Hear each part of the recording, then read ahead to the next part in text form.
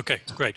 Yeah, so I'm going to start a little bit more broadly today. I'm going to talk about, well, I'm going to share an example of a case story from a facility outside of India, which is pretty typical for a QI case story. And I'm going to use this to highlight, what are some elements of a good quality improvement story. And then talk about how that can be adjusted for a journal article. So the first thing is to have a good story. The second thing is to tell it in a way which a journal would be interested in. So I'm going to cover both of those today. So the beginning will be me talking, and then we'll be a bit more interactive as we go along for the rest of the evening. So just a second. Sorry, okay, there we are. So this is a POCI project from Hospital X. Their aim statement was to reduce the percentage of newborns who are hypothermic from 51 to 5% in 2 weeks. They describe the members of their team.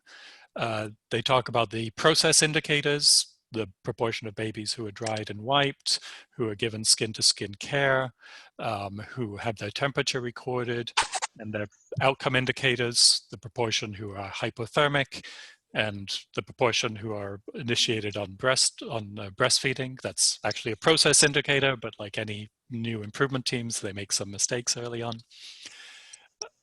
They present their fishbone analysis for why babies are hypothermic and not started on breastfeeding.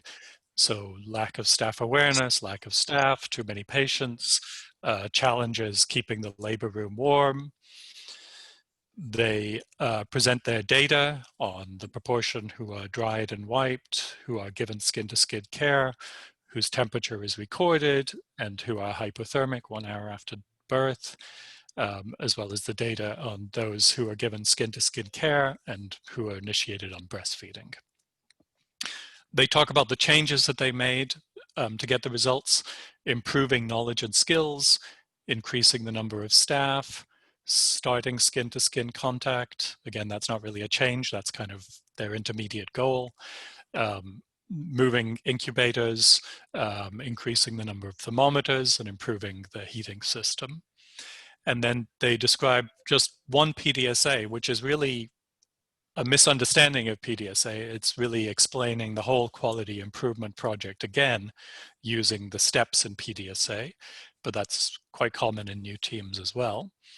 And so this is perfectly fine for an internal sharing meeting. And I think we see presentations like this, within, I think, NQOCN or within other networks, where people are talking to their peers about projects which are going on.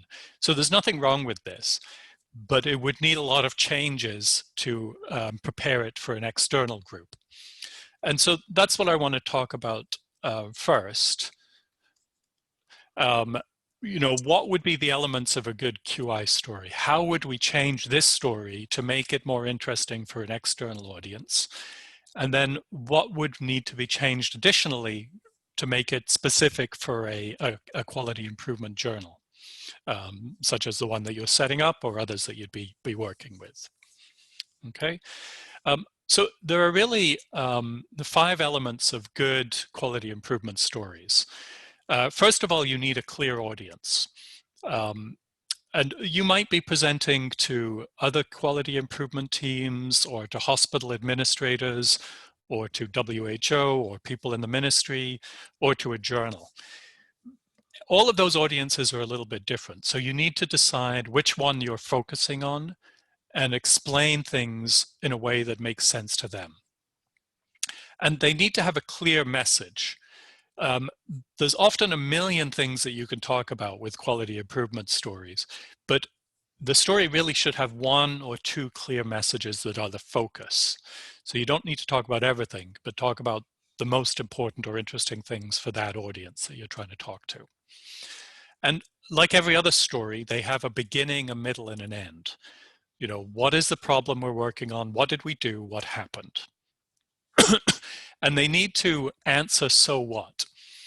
They need to explain how this work helped people and how it links to sort of larger initiatives. And then probably the most important thing about quality improvement stories is that they're kind of challenging to write. The first draft is usually pretty bad. And they get better as you work on them. So don't just discouraged at the beginning when you're not quite sure about all of the answers. Every quality improvement story I've seen or worked on starts out as a bad first draft and gets better over time. So the first thing is the audience. And the main mistakes I see in quality improvement stories are that people kind of write it for themselves. They use jargon that they know or that people in their facility knows. They talk about problems that they know about. And so you need to be thinking about external people, someone who's never been to your facility. And if you want to write internationally, it needs to be someone who's never been to your country. They may not know what, lots of the terms you use. They may not know what ashes are, for example. So you need to be thinking about terms that are used in general literature.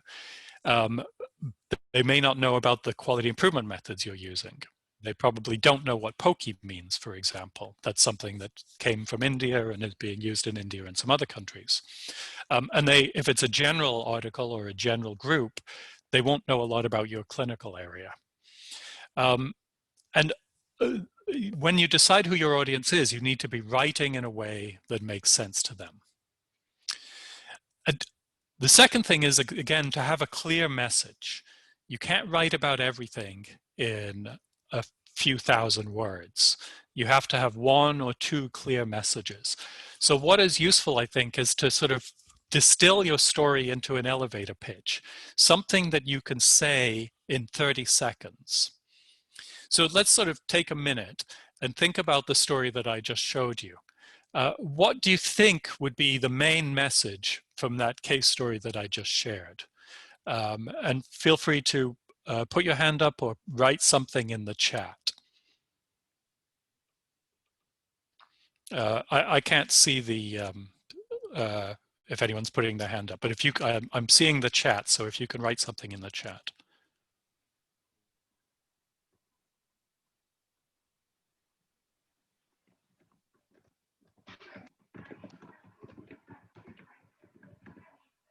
Any ideas, any thoughts? Show the story again? Sure, let's just go through that. Okay, oh, well, we've got a few things here. Reducing incidence of neonatal hypothermia, skin-to-skin care. Yep, and another request. So the story, I'll just go through it quickly. The aim statement, the team members, the indicators, the fishbone, the results, some more results, the changes, kind of a PDSA. That's about it. Okay. Right. Okay. So we have a few different options. People are writing a few different things. Yeah, for me, I agree with Praveen. This is the interesting part about all of this is really about hypothermia. Okay. And it's here, it's just not all that clear, right? So their aim statement, 51% of their babies are hypothermic, right? I mean, that's a very high number. Okay, that's pretty interesting already. And the results are actually really good. Okay, they've got a dramatic decrease in the hypothermia, but that's not the key message that they're giving. They're not really giving a key message. And again, that's okay for an internal sharing meeting, but that would be what you focus on if you're trying to do this externally. Okay, and the key message and the beginning of the story are very related. You want to introduce this right at the beginning in an interesting way. You know, why should the audience read or pay attention to what you're talking about? You need to make that very clear, and then you need to give some information about where the story takes place so people can decide whether it's relevant to them, right? Someone reducing hypothermia in a tertiary care center in the US may not be particularly relevant to a district hospital, for example. Okay, so the beginning is where you kind of get people's attention. So this doesn't really do it. Again, it's fine for an internal meeting, but you want to make it more dramatic if it's external. This would be a better way of doing it on PowerPoint, and you can do something similar in a journal article as well, right? You know, when we started, 50% of our babies were hypothermic. This is a very high number for lots of settings. And depending on your audience, you might need to put that into perspective. Is hypothermia a big problem? If you're not a neonatologist or a nurse or a pediatrician who does a lot of the baby work, you may not really know. So you want to put it in perspective again by giving a bit of evidence. Okay. The other important part of the story is the ending, right? And endings need a climax. They need something important and interesting. All right. And you want to be explaining what has been learned or achieved that answers the so what. You know, why should I care? Okay? And a lot of improvement stories don't really do this. They sort of give the results, but they don't put it into context. And you want to be doing that. And so this is their ending, you know, and it is good results, but it's not very clear. It's getting mixed with a lot of other stuff. They're trying to say, give a lot of information when they should be focusing on just one bit of information. And again, I'm being a little bit unfair because they did a very good presentation in an internal meeting, but now I'm judging them against an external meeting or an external presentation. But this would be a better way of ending it, right? We achieved a 90% reduction in hypothermia. This is pretty dramatic, right? So the story is these two bits of information. When we started, 50% of our babies were hypothermic. When we finished, we had a 90% reduction in that number, right? And so this story so far, you know, an audience would probably be people who don't know much about quality improvement.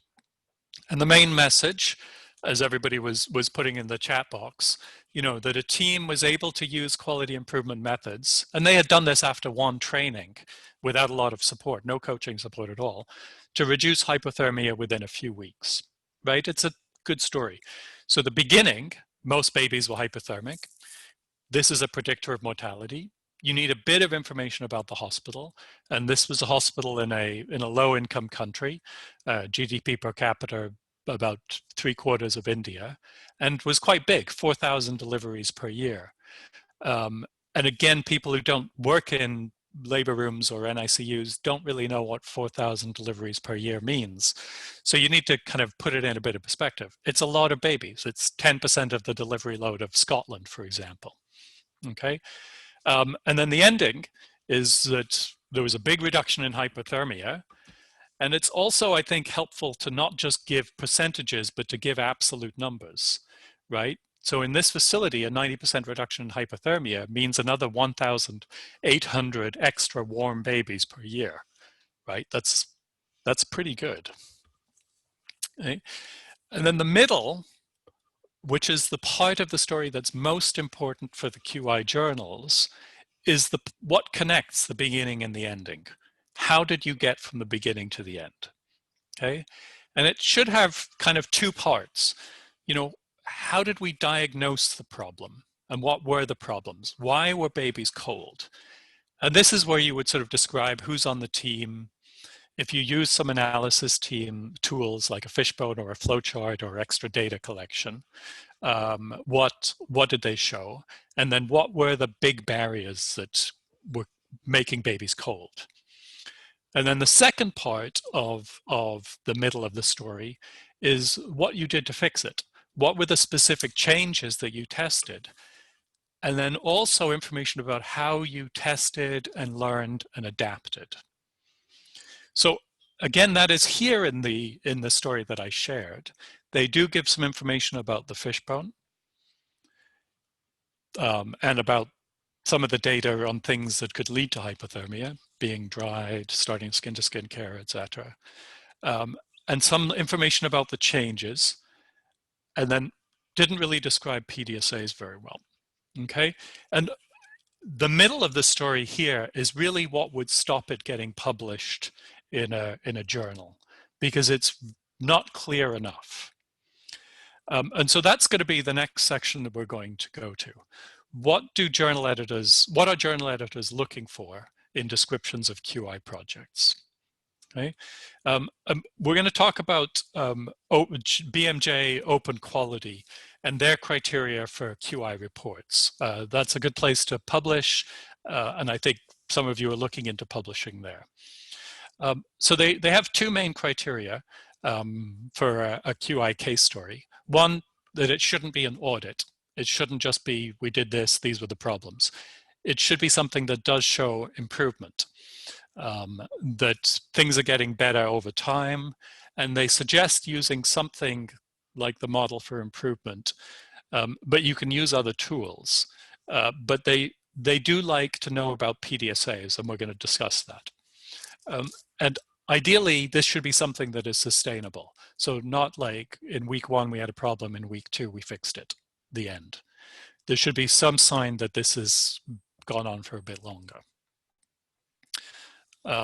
Let me just, I think we have some extra comments in the chat. Let me just look at those, and then we'll talk about BMJ. Okay, great. Yeah, so people are giving the main story. That's right. Great, great. Yeah, these are all great questions. Right. Sorry. Okay. So, and they're interested in you using the SQUIRE template, right, which is a template for reporting quality improvement guidelines, stories. And it's very helpful. And on their website, they have this as a Word document that you can download and use to write up the quality improvement stories. But we're going to go through these now, starting with the problem and going all the way through. So, and we'll talk about two things. What does BMA want for each section? And then I'm going to give my sort of opinion on what are some of the common mistakes that people have in each of these sections, whether writing them or publishing them. Okay, so the problem statement is really the beginning of the story. What problem were you trying to solve? And they do like to see an aim statement.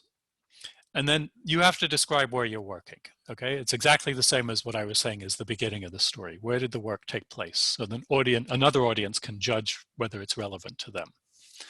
And I think common mistakes are not describing the problem well, or too much focus on processes without explaining why they're important. And this is particularly true in specialized areas like an NICU or neonatology. You know, if you're not spending time with small babies and premature babies, even other health workers don't know a lot about that area of healthcare. And so if you're writing to a general audience, you need to be explaining it very simply why the different things you're doing are relevant. You know, why is hypothermia important? Why is low birth weight important? Why is feeding important? It's obvious to you and to the people you work with, but for those of us who don't know anything about small babies, you do have to explain it quite simply. So part of that is in the problem, and you also get a chance to do that in the background as well. So the background section is where you're making that case, that this is an important issue to work on. And again, I think, you know, doing a literature search, providing some of the literature that this is relevant and important, in explaining it in a way for a non-subject matter expert is important in this section. So after the problem and background, they want you to talk about what measures you're using. So what are your indicators? You often need to give operational definitions. So describing what is the, particularly the denominator that you're using, and how do you define the numerator is important. Giving a bit of information about validity and reliability is important, particularly for process measures where you're, you know, people say they do something. You're not always sure whether that's valid or not.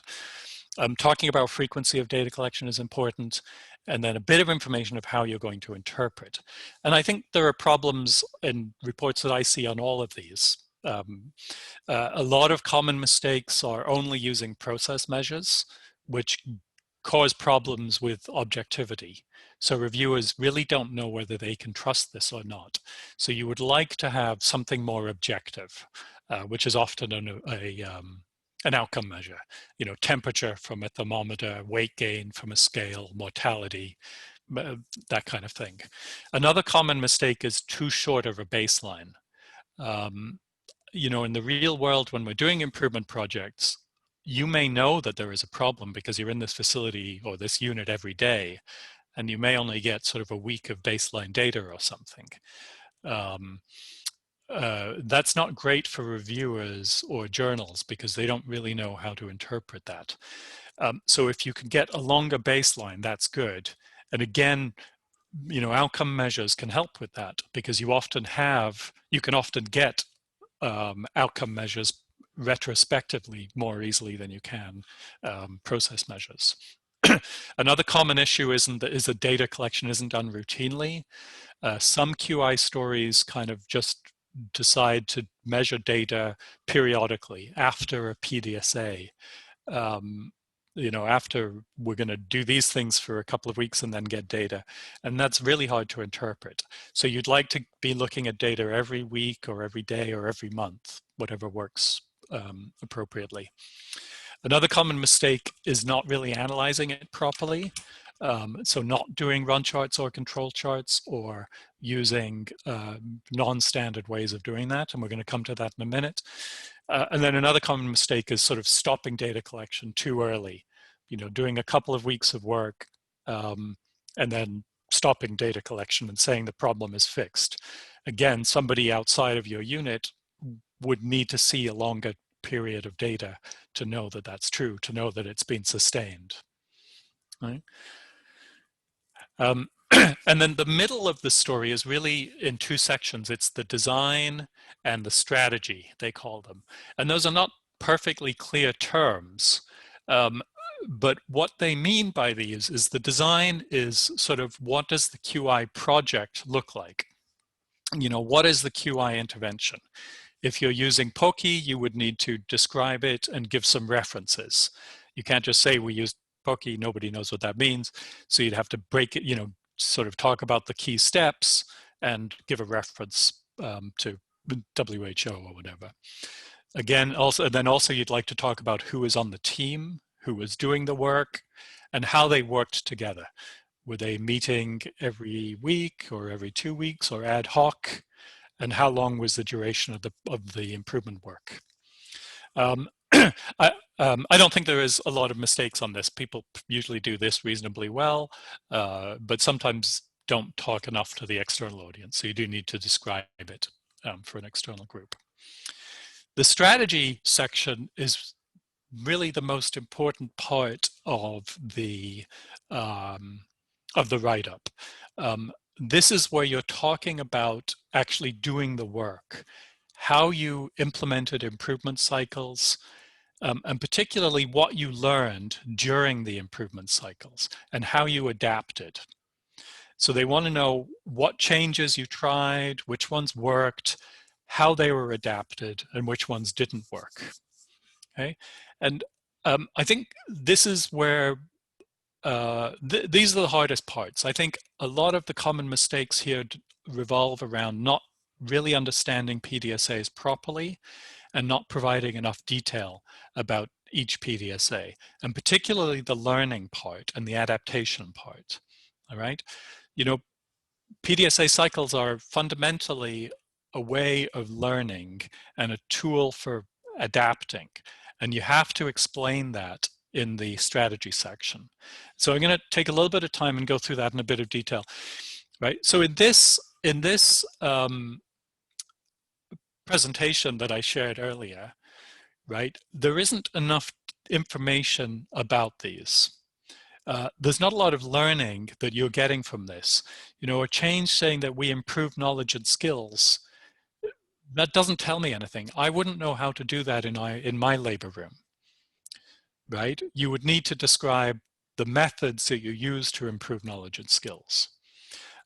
Or moving the incubators from the child ward to the labor room.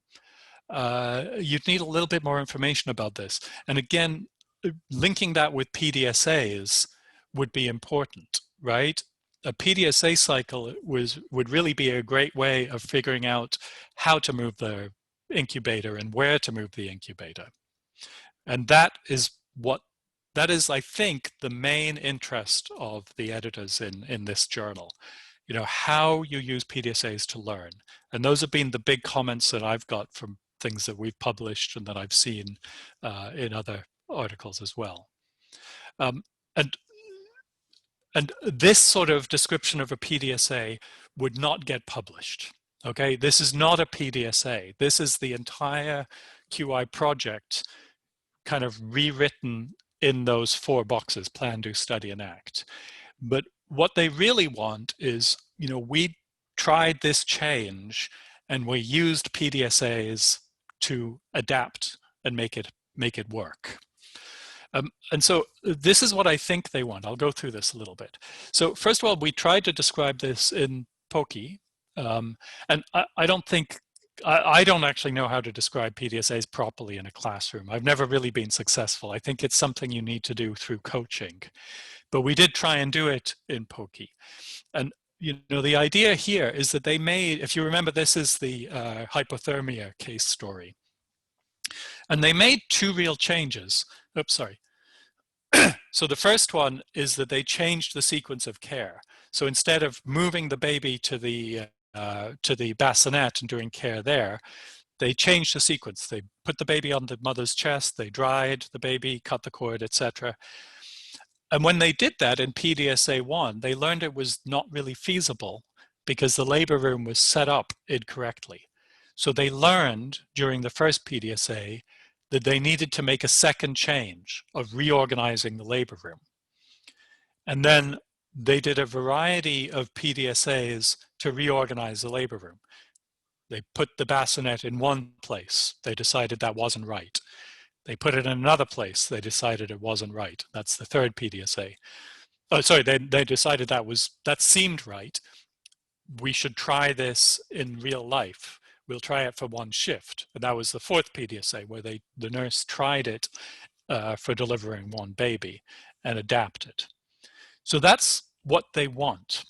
That's how they want you to describe changes and PDSAs, and how you're using PDSAs to adapt changes and to come up with new changes to address problems that you hadn't predicted at the beginning of the project. Okay? So they're not going to accept a lot of stories that say, you know, we did our fishbone, these were the problems, we fixed them all, we got results. That's not going to appeal to what they're looking for. So this is how we did it for one article that we had published from Bhagwan Mahavir that was doing work on trying to improve the number of women with danger signs after delivery. And the big change that they made was in June, where they set up an observation room close to the nurses' station in the postnatal ward. And they used PDSAs to figure out how to do that properly. Okay, and we ended up to respond to the reviewers' comments, who kept asking us to clarify how PDSAs were used. We put it into a table to explain it as clearly as we could and to demonstrate learning and adaptation from cycle to cycle. And I think that's really what they want. So I would suggest trying it as a table when you're describing PDSAs in the strategy section. I think it just is clearer for the reviewers. So again, the change that they're making was setting up an observation room, okay? And you don't know whether an observation room is going to be feasible, whether it's going to be effective, or what other problems it might create. So using PDSAs to get a bit of information on a small scale about this is really a good way of doing it. And so that's what they did. So the first thing, even before they set up the observation room, they collected a bit of data for half a day to see whether it saved time.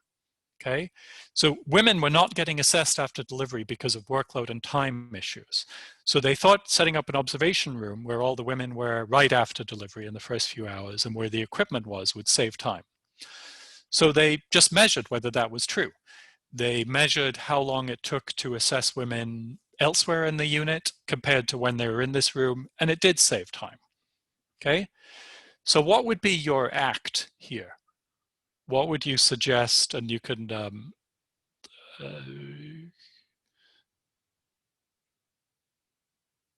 yeah, what would be your what would you suggest would be the act after this initial PDSA?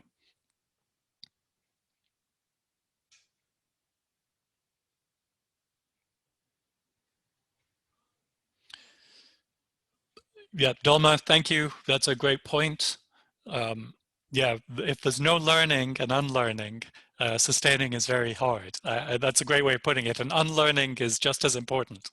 You know, we often think we're doing things the right way, and unlearning that is critical. So, yeah, so the act would be to set up the observation room, right? That's exactly right. So they've learned that it's going to save time. So the act would be to set it up. Now, how would you do a PDSA to see if you've done it right? So setting it up is the change. How would you design a PDSA around this?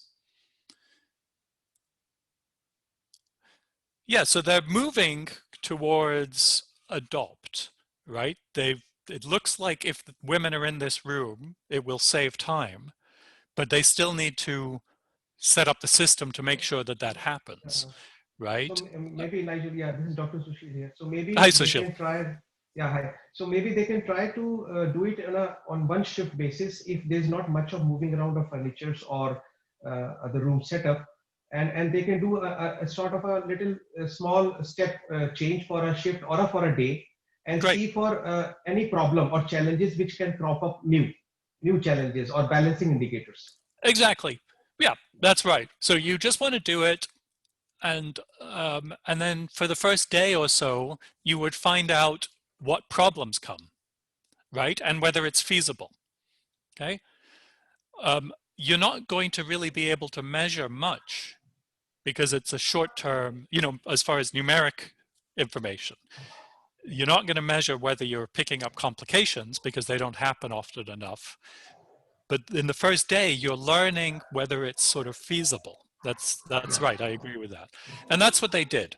Okay, they set it up, and then they reorganize the patient flow so that women go there after delivery. So you're now having to work with the people in the labor room who bring the women in.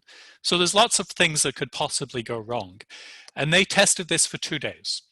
Okay, I'm with you. I think a shift or a day would have been fine. But, you know, if this was their first QI project, and most teams don't do small enough PDSAs, I think, when they're learning. But 2 days is fine. I'm not going to argue about that. The approach is exactly right. Okay, and so this is what happened. So their plan is to set it up for 2 days and learn from the nurses if it's feasible and if it's making their workload better. So, and they liked it. The nurses felt it was better and it was easier.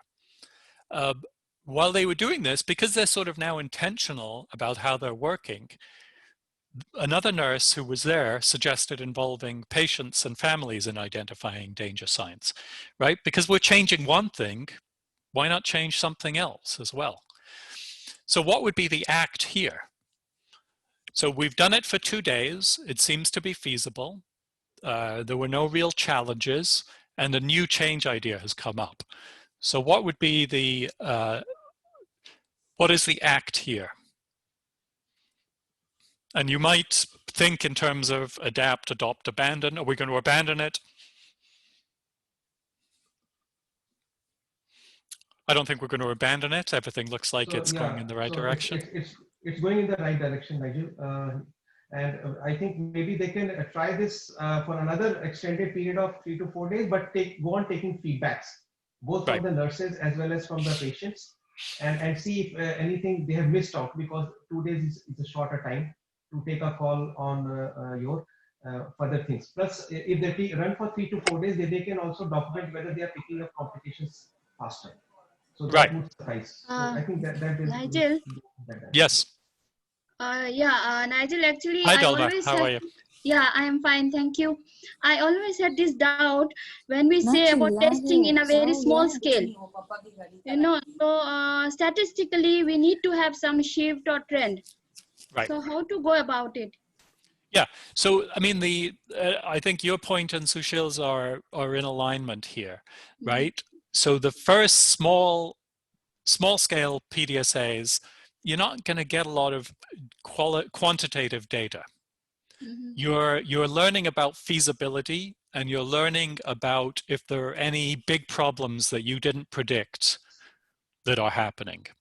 So the next, yeah, go ahead. Then how to we have to put it in data, So how to put it in the run chart? Exactly. So the first PDSA you cannot put in a run chart. The second PDSA you cannot put in a run chart, right? I mean, you might list that it happened, but I don't think it's particularly relevant. You're not getting any data from this. So the third one is to get some data, right? And you're not asking about feasibility now. You're asking about effectiveness. Did it work? And you'd like to see a shift in the data here. So this is where it links to the run chart. So with the initial small PDSAs, I don't think they really link to run charts. Run charts are not the right way of measuring small PDSAs because they're only happening for a few patients. But they're critical. They're absolutely critical. The next step is to do a longer test so you can get some data. Okay, so and this is in between adopting and adapting. You may not totally want to adopt it because you don't know that it's worked yet. But you're making a change which is close to adoption. So they decided to test it for, well, one, they decided to educate all women. So bring in the other change and give pamphlets and that people are talking about. And then to do a longer cycle. And they decided to do a month. Okay. Just to look at all of the comments here, yeah, NQOCN is right. That's, if you put them all on the run chart, you get like 17 PDSAs around the first few days if you're doing it right, which is a little bit confusing. And practically, Nigel, yeah, practically many the concept is not clear for many people. Even for me also, it's not clear till now. I haven't had this concept. So many people, all the teams, they are trying to do, good with first PDSA only. So what you have to say to them, please? It is very important practically. Yeah, I think there's lots of different types of PDSAs. The early ones should be quick. Some of them can just be a quick, looking around the labor room and figuring out where to put things. They can be a discussion. They can be happening in a few minutes. And then those are around feasibility. What do I think will work? And then you make them longer and longer so you can get data. Okay, so their third PDSA here was to continue for 4 weeks. Okay, because you want to see whether it's effective. We've seen in the first couple of days that it's feasible, and our subjective information is that it works, which is great. That's really important. Now we need some objective information. So they did it for 4 weeks, and they measured the two things that they're interested in: whether women are getting assessments and whether women with complications are being identified. So they found that women were being assessed often in the first 6 hours, and that the number of women with complications had increased tenfold. Okay, so a huge improvement, and was less work for the nurses. Okay, the place was just very disorganized before. They were spending a lot of time just walking around looking for patients and looking for equipment. Now they weren't. Okay, so it's more feasible than the old way of working, and it's more effective than the old way of working. which is good. Okay, so the act there was now to adopt. Okay, the results section. So summarizing data and explaining run charts. I think the common mistake here is not really describing run charts properly. And I put some references here that I think are useful around run charts. You know, I know a lot of people see the IHI run charts, 6 points is a shift.